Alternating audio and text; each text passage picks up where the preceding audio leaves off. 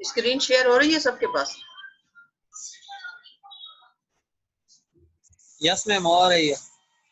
अच्छा, चलें आज हम अपना जो टॉपिक है इसको कोशिश करके जल्दी कंप्लीट करते हैं।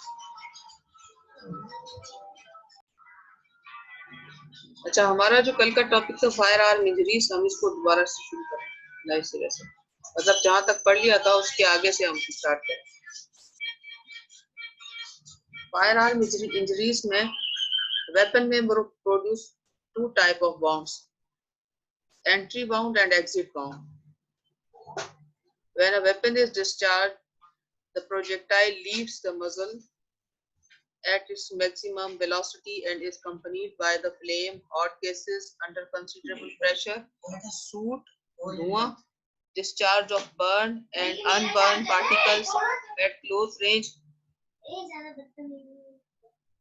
All these will cause injury to the body, giving entry wound many special characteristics with the exit wound will lacks. यानी कि जो entry wound है वो बिल्कुल different होगा exit wound से, क्योंकि जब exit wound से जो भी बुलेट है वो बाहर निकलेगी या वहां से जो है अगर थ्रो एंड थ्रो हो जाती है इन केस, तो वहां पर जो है ये सारी चीजें नहीं होगी, ना फ्लेम का वहां पर कोई बर्निंग का या हॉट गैसेस का या धुएं का किसी किस्म का कोई या अनबर्न पार्टिकल्स का कोई नामो निशान नहीं होगा। वो बिल्कुल साफ सुथरी होगी और उस साइज के अंदर भी वो कम होगी, जो वाउंड होगा वो बिल्कुल छोटा होगा।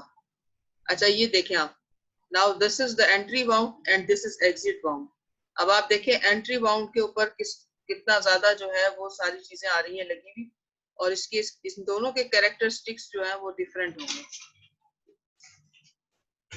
अच्छा, the appearance of entry wound and its extent क्या होगा are also influenced by number 1 type of weapon and its caliber, nature of the projectile, powder used, site of the body hit and striking velocity.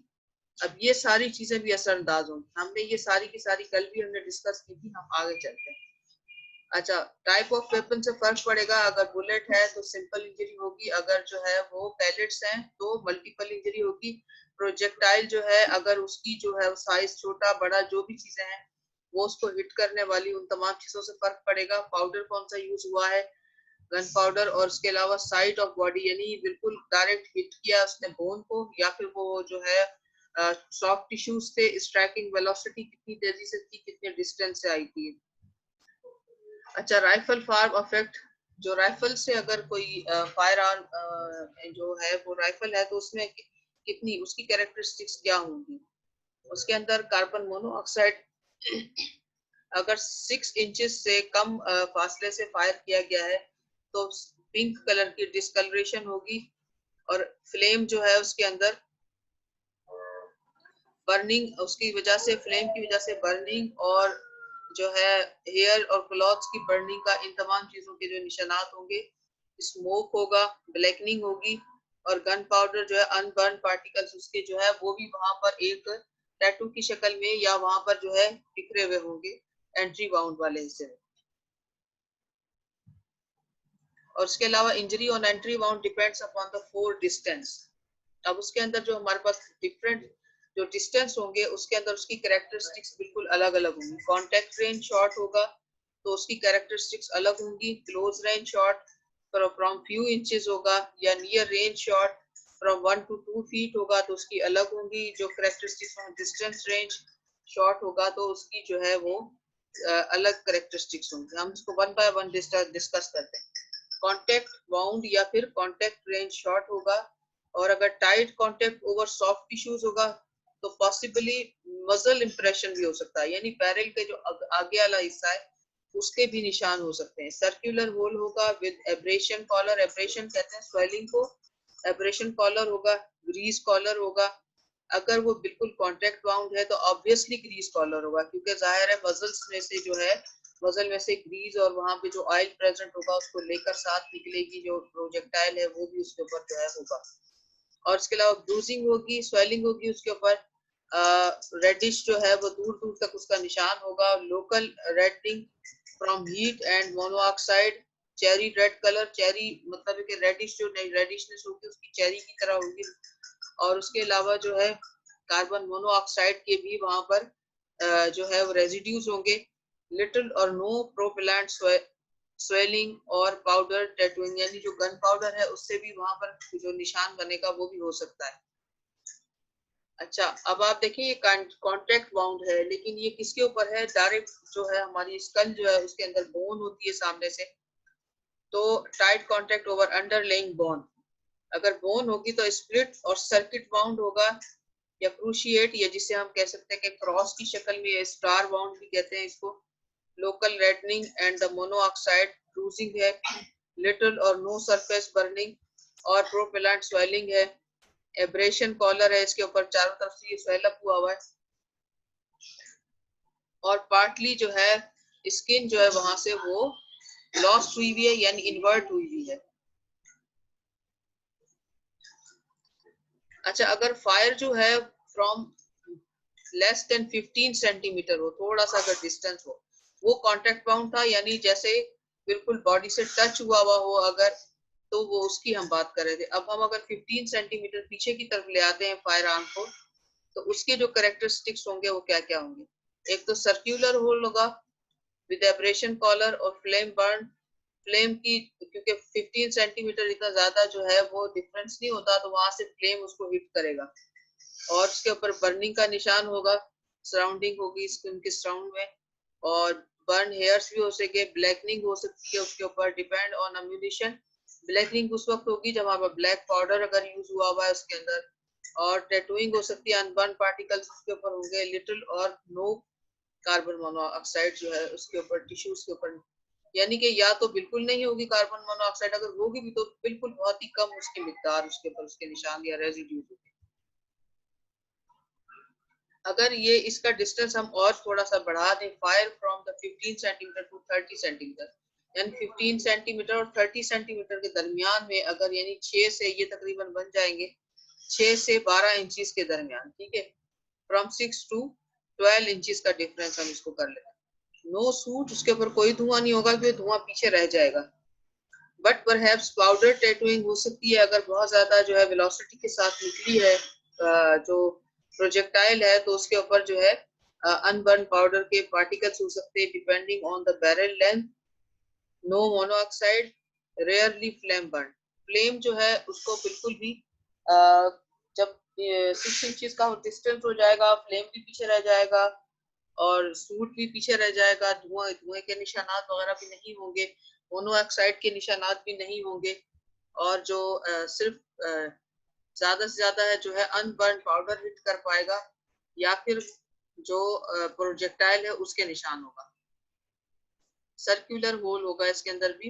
अच्छा, हम थोड़ा सा अगर और बढ़ाए, फासला पीछे की तरफ चली जाए अगर firearm from the distance more than 40 centimetre to 60 centimetre या 16 इंचेस टू 24 इंचेस, ठीक है, ये तकरीबन 2 फीट का फासला बन गया। 12 दूनी 24 होता है, 12 टू 24, तो 24 इंचेस यानी 2 फीट हो गया ये। इस अगर 2 फीट का डिस्टेंस होगा तो सर्कुलर होल होगा with abrasion collar, no burning swelling, no hair burns, no monoxide, और किसी किस्म का कोई दूसरा निशान नहीं होगा।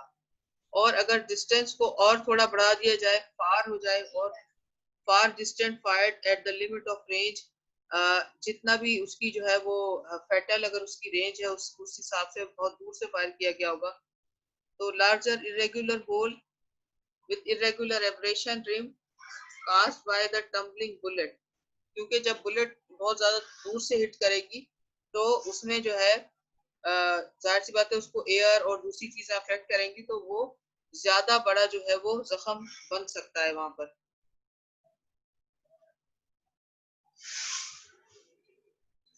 पॉइंट ब्लैंक, अगर पॉइंट ब्लैंक हम कहा, पॉइंट ब्लैंक कहते हैं बिल्कुल ही करीब से, अगर पॉइंट ब्लैंक से जो है फायर हुआ हो।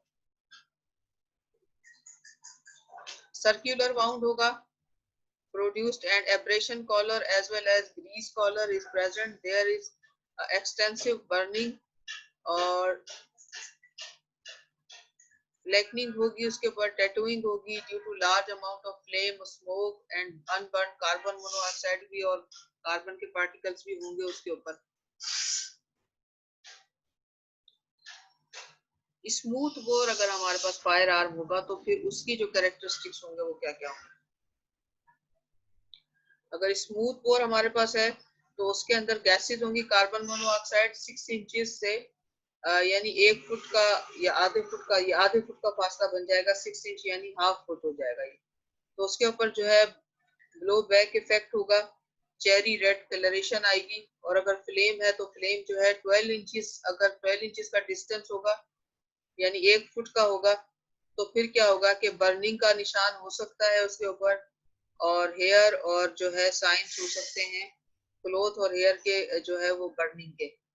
और अगर हम सूट या स्मोक की बात करें तो जो है वो 24 इंचेस या फिर 2 फीट के फासले से सिर्फ ब्लैकनिंग आएगी, और गन पाउडर अनबर्न हो अगर पार्टिकल तो 6 फीट के फासले से उसकी टैटूइंग वगैरह होगी, अदरवाइज जो है पाउडर गन पाउडर वहां नहीं पाया जाएगा।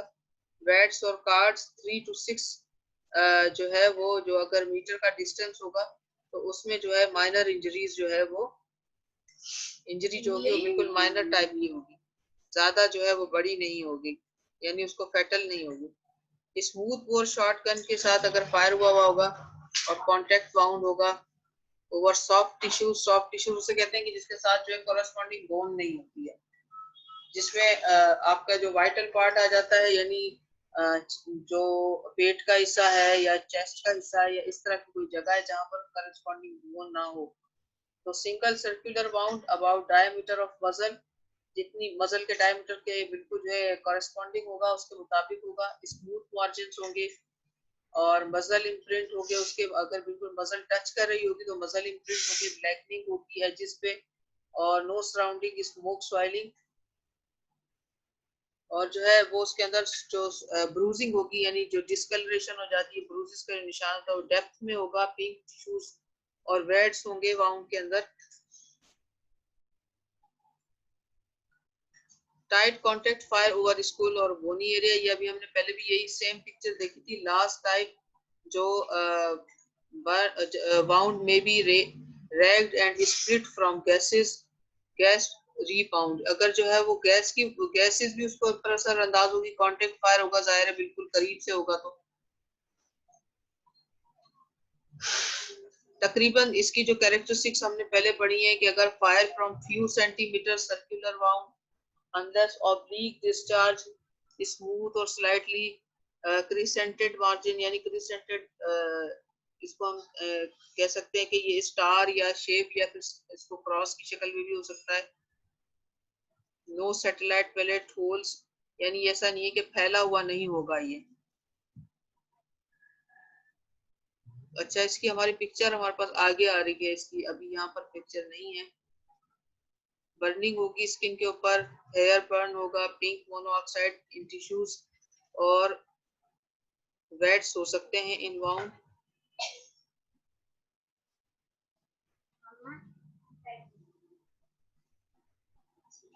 अच्छा, यहाँ तक तो समझ में आ गया आप लोगों को? ये नहीं आया समझ में? आ रहा है आप लोगों को समझ में?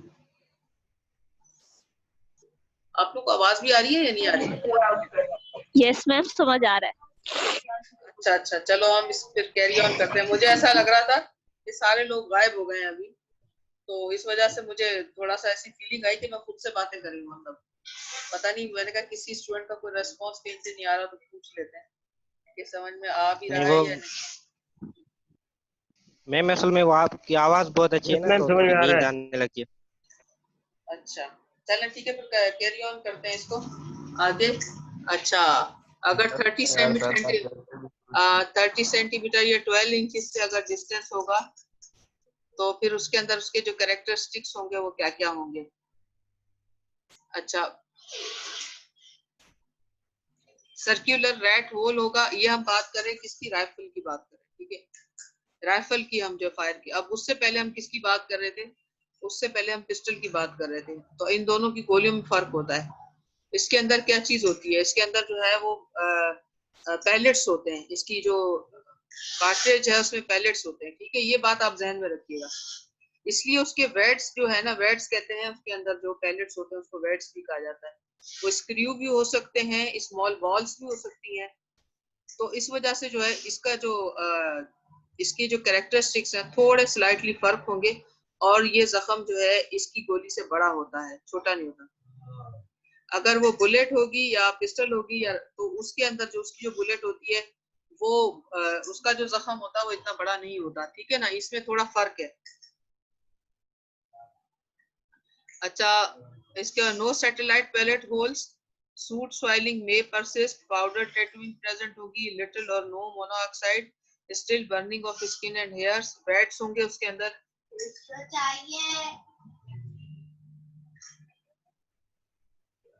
और इसका जो होल होता है ना, इसका जो राइफल की जो है जो पिस्टल सॉरी राइफल की जो कार्ट्रिज होती है वो काफी बड़ा होता है। इसको रेड होल इंजरी भी कहा जाता है या कुकी कटर भी कह सकते हैं फेनोमेना। अच्छा, ऐसे लगेगा जैसे moth eating appearance of wound of entry in case of short gun fire up till 1 metre, यानी 3 फीट तक के फासले तक क्या होगा, all pellets make a single large hole, pellets का अंदर एंट्री हो जाएगी और कॉन्टैक्ट वाउंड की शक्ल में तो आर पार हो जाएगी। अच्छा, लेकिन अगर जो थोड़ा सा फासला बढ़ जाएगा तो क्या होगा कि सारी की सारी पैलेट्स अंदर हो भी सकती है प्रेजेंट। 3 फीट तक के फासले से अगर फायर किया गया होगा तो क्या होगा कि तमाम पैलेट्स जो है वो उनकी एंट्री का एक सिंगल वाउंड क्रिएट होगा, वो फैल कर नहीं आएगा। From 2 meter upward, the number of satellite pellets holes will progressively increased around the main wound. वरना अदरवाइज क्या होगा कि एक ही सिंगल वाउंड होगा, उसी के अंदर से सारी जो है बैट्स और सारे जो पैलेट्स हैं वो आर पार हो जाएंगे। देखिए इस तरीके से होता है ये, ज्यादा जो है वो दूर से फायर हुआ नहीं है। अच्छा, 1 मीटर से 5 मीटर तक का अगर फासला होगा 39 to 195 inches, central red hole wound होगा लेकिन सैटेलाइट पैलेट्स होंगी। Satellite pellet holes are around the periphery और नो बर्निंग नो शूटिंग, यानी कि जाहिर है जब फासला बढ़ जाएगा तो गैसेस नहीं चलाएंगी बल्कि वहां पर पैलेट्स की इंजरी जो है वो बढ़ती जाएंगी। May be slight tattooing at 1 metre and no monoxide. ये देखें इसके अंदर सारी पैलेट्स इंजरी आ रही हैं, वो फैल के क्योंकि जाहिर है डिफ्यूज हो जाती है पैलेट्स, जब जितनी दूर से फायर होता है उतना ज्यादा जो है जो पैलेट्स हैं वो डिफ्यूज हो जाती हैं, दूर दूर से लगती हैं जाके। Probably no central hole, no burning no shooting, tattooing होगी और कार्बन मोनोऑक्साइड में भी वहां पर प्रेजेंट हो बल्कि, और नो वेट्स, यानी कि जो वेट्स हैं वो क्या हो जाएंगी, वो हिट करके वहीं ड्रॉप हो जाएंगी क्योंकि वो फैटल नहीं होंगी, वो काफी दूर से फायर हुआ होगा।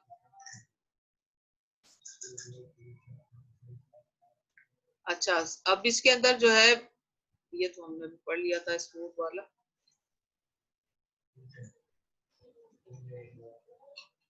अब एग्जिट वाउंड पे आ जाते हैं। अभी तक हमने एंट्री वाउंड डिस्कस किया था, दोनों में फायर भले राइफल अगर हो या फिर हमारे पास जो है उससे पहले हम डिस्कस कर रहे थे उसको गोली को, पिस्टल को।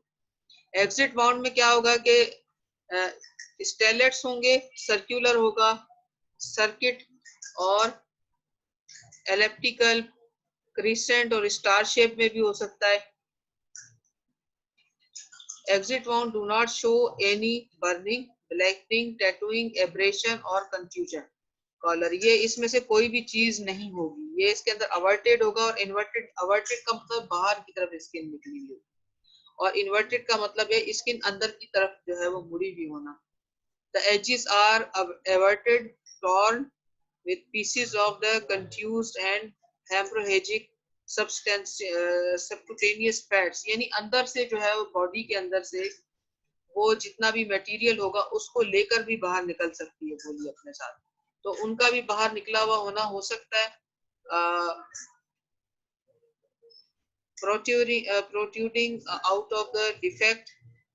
अच्छा, sometimes even the bullet may produce out of an exit wound. कभी कभी प्रोजेक्टाइल अंदर रह जाता है लेकिन अगर थ्रो एंड थ्रो जख्म होता है तो फिर एग्जिट वाउंड भी होता है और वहां से जो बुलेट बाहर निकलती है तो वो काफी सारा, अगर तो वो राइफल की है तो बहुत ज्यादा जो है वहां से मटेरियल बाहर की तरफ निकला हुआ होगा। इसमें वेरिएशंस क्या क्या हो सकती हैं। Number 1, when bullet tumble in the body and fails to exit nose and first, क्या होगा कि जहां पर जिस जगह पर बुलेट स्टॉप हो जाएगी, यानी जो हमारा प्रोजेक्टाइल अंदर बॉडी के एंटर हुआ है, तो उसी जगह के ऊपर जो है वो सिर्फ नोकीला अंदर तक हो सकता है और वहीं पर ही जो है वो प्रोजेक्टाइल प्रेजेंट होगा। व्हेन बुलेट इज डिफॉर्म्ड, जब जो हमारी अंदर बॉडी के अंदर जो प्रोजेक्टाइल गया, अगर उसकी डिफॉर्मेशन हो जाती है यानी वो अंदर डिस्पर्स हो जाती है, तो उसके अंदर पीसेस मौजूद होंगे। When the bullet exist as many pieces after the breaking up in the tissues, फिर क्या होगा कि अंदर सारे की बॉडी टिश्यूज के अंदर उसके मुख्तलिफ जगहों पर उसके पीसेस हो सकते हैं। When the fragment of the bone are blown out of the body along with the bullet, कभी ऐसा भी हो सकता है कि अगर कोई बोनी एरिया है तो वो हड्डी को तोड़ती हुई अंदर से पूरी आर पार हो जाए, तो वो हड्डी के पीसेस भी बाहर निकले होंगे उसके साथ। When the unsupported skin at exit tends to tear and break into pieces, जहां पर बोनी एरिया नहीं होगा वहां पर क्या होगा कि स्किन जो है उसके पीसेस बाहर की तरफ पिछली तरफ निकलेंगे। अच्छा, जहां पर सपोर्टेड हो, सपोर्ट यानी पीछे वाले हिस्से से अगर किसी किस्म की कोई बॉडी को सपोर्ट है, जैसे दीवार हो सकती है, अगर इंसान लेटा हुआ है तो उसके पीछे जो बेड हो सकता है और भी चीजें हो सकती है। When exit wound is over supported skin, it is circular or nearly circular defects that is the surrounded by the margin of abrasion similar to an entry wound, यानी अगर सपोर्ट है तो उसके ऊपर up to some extent जो है abrasion या उसके ऊपर जो है एंट्री बाउंड की तरह से उसके ऊपर मार्जिन्स हो सकते हैं। When firm objects such as belt, यानी वेस्ट के ऊपर बेल्ट भी होता है कभी कभी, अगर वेस्ट के ऊपर लगी है तो क्या है कि बैंड ऑफ ट्राउजर हो सकता है, कॉलर या फिर ब्रेजियर टाई, या it pressed against the body at the site of exit wound. When body is leaning against the hard surface such as wall, back of chair, table or bed, तो पीछे से उसको सख्त किस्म के मेडिको लीगल एस्पेक्ट्स इसके ये हैं कि from the exit wound we can know direction of the firing, number of the bullets that are remaining in the body, और इसके अलावा डिस्टेंस का पता चल सकता है और बहुत सारी जो है उसके अंदर कैरेक्टरिस्टिक्स का पता चलेगा। अच्छा, बिलियर्ड और बॉल रिकोचेट क्या होता है? रिकोचेट का मतलब ये होता है कि जो आपकी बुलेट है वो डेविएट हो जाए अपने पाथ से, अपने जो है वो जो उसका यानी कि जो उसका रास्ता है वो उससे जो है वो इधर उधर किसी और चीज से टकरा जाए, जाकर सीधी जाकर के बॉडी को हिट करने की बजाय। उससे क्या होता है कि जो बुलेट है उसका जो है वो फेटल, जो उसका जो चांस होता है फेटल होने का, वो कम हो जाता है। ऐसी बुलेट को कहा जाता है बिलियर्ड बॉल रिकोचेट इफेक्ट। तो ठीक है, a ricochet bullet is one which is deviate or deflected from its course by striking an intermediate object. This results in deformity, loss of velocity and loss of stability. Balling of shotgun pellets results in conversion of shots into compact mass that moves and mass up to several meters. यानी अगर मिसाल के तौर पर अगर वो जो है वो गोली उसकी है शॉटगन की है, तो फिर क्या होगा कि वो बीच में किसी भी चीज से टकरा कर वो काफी दूर तक उसके जो है वो पीसेस जो है वो बिखर जाएंगे। This is usually caused by faulty manufacturer. कभी कभी गोली अपनी मंजिल पे पहुंचने से पहले ही रास्ते में भी जो है वो रिकोचेट हो जाती है, या फिर क्या होता है कि डिफ्यूज हो जाती है। और from the use of old ammunition, पुराना अगर कोई पड़ा हुआ है एम्यूनिशन, उसके इस्तेमाल से भी ऐसा हो सकता है। The wound produced by bowling of shots is a circular Oval entrance wound, यानी वो पहले क्योंकि रास्ते में ही फट जाएगी तो उसका जो वाउंड होगा वो बिल्कुल सीधा नहीं होगा, बल्कि वो जो है वो काफी चीजों काफी दूर दूर तक उसके जो है पीसेस लगेंगे। अच्छा, ये हमारे पास सुसाइडल, एक्सीडेंटल और होमोसाइडल जो है वो उसका डिफरेंस है। सुसाइडल के अंदर क्या है कि जहां पर हाथ की पहुंच होगी, where hands can reach easily for example middle of the forehead हो गया, साइड ऑफ द हेड हो गया, माउथ, या फिर अंडर द चिन हो सकता है, या हार्ट के ऊपर हो सकता है। यहाँ पर जो है वो बॉडी के इन पार्ट्स के ऊपर जो है वो सुसीडल वाउंड हो सकता है। अच्छा, होमोसीडल वाउंड जो है वो किसी भी जिस्म के हिस्से में हो सकता है। उसके लिए ये जरूरी नहीं है कि बॉडी का जो है वो हिस्सा रीचेबल है या नहीं है, वो जिस्म के किसी भी हिस्से में हो सकता है। अगर हम डिस्टेंस की बात करें तो जो सुसीडल केस है इसके अंदर डिस्टेंस अमूमन जो है वो जो 100% है वो क्या होता है, कॉन्टेक्ट बाउंड्स होते हैं और विद क्लोज फायर होते हैं, ठीक है। और होमोसीडल केस में एनी डिस्टेंस, लेकिन यूजुअली जो आमतौर पर जो देखा गया है उसके अंदर डिस्टेंस जो है वो 1 फुट या उससे ज्यादा का या फिर डिस्टेंट फायर होते हैं ज्यादातर, ठीक है। और एक्सीडेंटल केसेस में जो है वो यूजुअली अगर एक्सीडेंटली गोली लगती है तो उसमें क्या होता है कि वो क्लोज फायर होता है अमूमन। क्लोज का मतलब कांटेक्ट बाउंड नहीं है, यहाँ क्लोज का मतलब है कि 1 फुट हो सकता है, 2 फुट या फिर 12 इंच, मतलब 6 इंच, इस तरह, मतलब फायर होगा तो लेकिन डिस्टेंस होगा उसमें। डायरेक्शन की अगर हम बात करें, जो सेल्फ फायर होता है वो सेल्फ फायर जो है वो उसकी डायरेक्शन जो है फ्रॉम सेल्फ होती है, यानी वो उसके अंदर किसी किस्म की डायरेक्शन जो है वो दाएं बाएं या इधर उधर नहीं होगी, बल्कि क्या होगी, स्ट्रेट होगी और टूवर्ड्स हिमसेल्फ या हर सेल्फ होगी। और एक्सीडेंटल केस के अंदर या होमोसीडल केस में डायरेक्शंस कोई भी हो सकती है, ऊपर नीचे, यानी कि उसके अंदर तिरछी भी हो सकती है, any direction could be there. Number of shots की अगर हम बात करें तो सुसाइडल केस में only a single shot be there. वहां पर क्या होगा है कि एक ही गोली जो है वो ज्यादातर इंसान खुद के लिए, खुद को अगर खुद हिट करता है तो वो एक ही गोली फायर कर पाता है अपने आप पर। अच्छा, और अगर होमिसाइडल केस होगा, कत्ल का केस होगा, तो उसमें जो है वो ज्यादा फायर की जो है वो गुंजाइश है, उसमें ज्यादा गोलियां लगी भी हो सकती हैं, any number could be there. और एक्सीडेंटल केस में भी ऐसा ही है, any number could be there. अगर हम बात करें कैडावेरिक स्पेज़म की, तो सुसाइडल केस में समटाइम्स होता है, समटाइम्स जो है वो एब्सेंट भी हो सकता है। होमोसिडल केसेस में जो है कैडावेरिक स्पेज़म नहीं होता। एक्सीडेंटल केसेस में भी अगर फायर आर्म इंजरी से डेथ हुई है तो उसमें भी कैडावेरिक स्पेज़म नहीं होगा। क्राइम सीन की अगर हम बात करें तो क्राइम सीन के ऊपर नो जो है वहां पर किसी का डिसऑर्डर नहीं होगा और हर चीज जो है वो साइलेंट होगी। अगर हम होमिसाइडल की बात करें तो वहां पर स्ट्रगल के साइन हो सकते हैं क्राइम सीन के ऊपर। और सुसाइडल केस में एक और बात भी है कि सुसाइडल केस में हमें कार्ट्रिज यानी जो एम्प्टी है वो वहीं पर मिल जाएगी, जहां पर वो क्राइम सीन के ऊपर वहीं प्रेजेंट होगी, और जो फायर आर्म है वो भी वहीं होगा ऑब्वियसली। और कभी कभी तो ये हाथ के अंदर जो है वो फिक्स हो जाता है और फिर इवन जो है वो वहां से निकल नहीं पाता सुसाइडल केसेस के अंदर।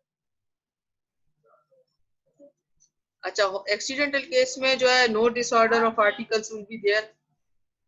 अजहर अली, आप प्लीज ये लाइंस नहीं लगाएं।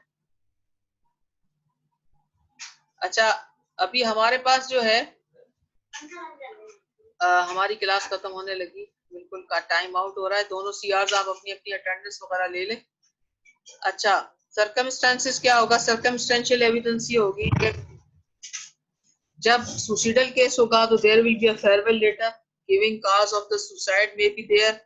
सिलेक्ट अ क्वाइट रूम और लोनली प्लेस। रूम में बी बोल्टेड फ्रॉम इनसाइड, अंदर से ज्यादातर कमरा बंद भी मिल सकता है। Footprints on the floor and the fingerprints on the weapon are those of the deceased.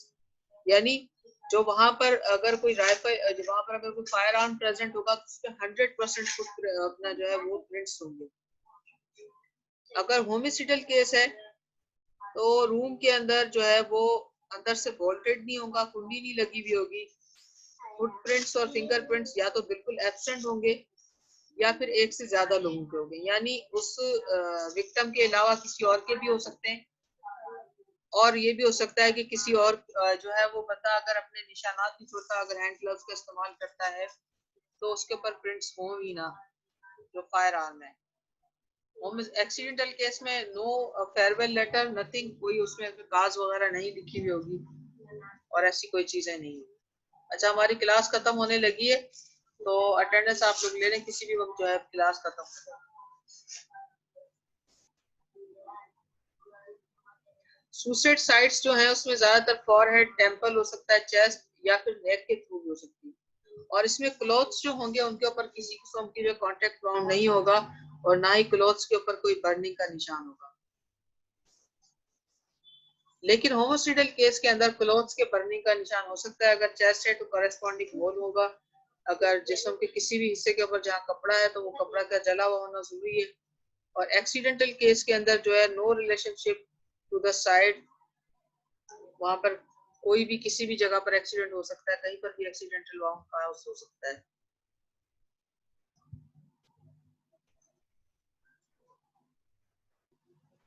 अच्छा, ये तो हमने अभी थोड़ी देर पहले बातें डिस्कस कर ली कि सुसाइडल केस के अंदर ये सारे कैरेक्टरिस्टिक्स होंगे कि साइट उसकी चेन हो सकती है, माउथ, हार्ट, टेम्पल हो सकता है, सीन ऑफ क्राइम काम होगा, लॉक्ड होगा room inside, no disturbance. Suicidal case में कैडावरिक स्पेज़म जो है वो नहीं होगा, जबकि उसके अंदर नहीं, सुसाइडल केस में कैडावरिक स्पेज़म होगा।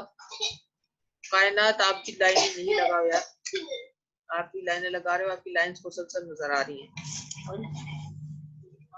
डिटेक्शन जो होता है वो detection of the gun powder on the hands. Suicidal case के अंदर जो सबसे अहम कैरेक्टरिस्टिक्स है वो ये हैं कि गन पाउडर रेजिड्यूज का जब टेस्ट लिया जाएगा तो हाथों के ऊपर किसी किस्म के कोई गन पाउडर रेजिड्यूज अगर होमोसिडल केस होगा तो नहीं होंगे। अगर सुसाइडल केस होगा तो वहां पर वो सारे गन पाउडर रेजिड्यूज पाए जाएंगे। जो डर्मल नाइट्रेट टेस्ट होता है, पैराफिन टेस्ट भी कहलाता है, वो उसको इस्तेमाल किया जाता है जहां से पता चल जाता है कि बंदे ने खुद गोली चलाई है या कि उसको किसी और ने मारा है। ठीक है। स्कैनिंग जो है वो इलेक्ट्रॉन माइक्रोस्कोप से भी की जा सकती है। गन शॉट रेजिड्यूज जो होंगे, when a gun is discharge, gun shot residues जिससे GSR escaping from the muzzle of the weapon may be deposited on the skin or cloths। और जो है इसके अलावा लेड, बेरियम और एंटीमनी यानी जो गन पाउडर के जितने भी सब्सटेंस हैं वो तमाम गन शॉट रेजिड्यूज में शामिल होते हैं और ये हो सकते हैं।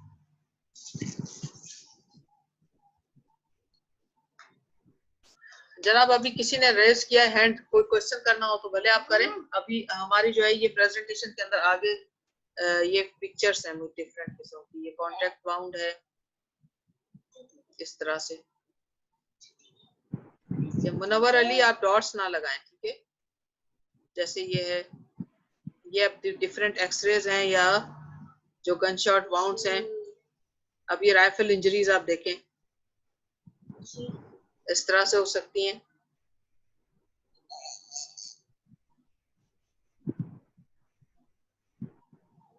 अब गन शॉट की इंजरी देखें, गन शॉट की इंजरीज जो है वो बड़ी होंगी साइज में, उसमें से पैलेट्स निकल सकते हैं, इस तरह हो सकती है। अगर दूर से शॉट होगा तो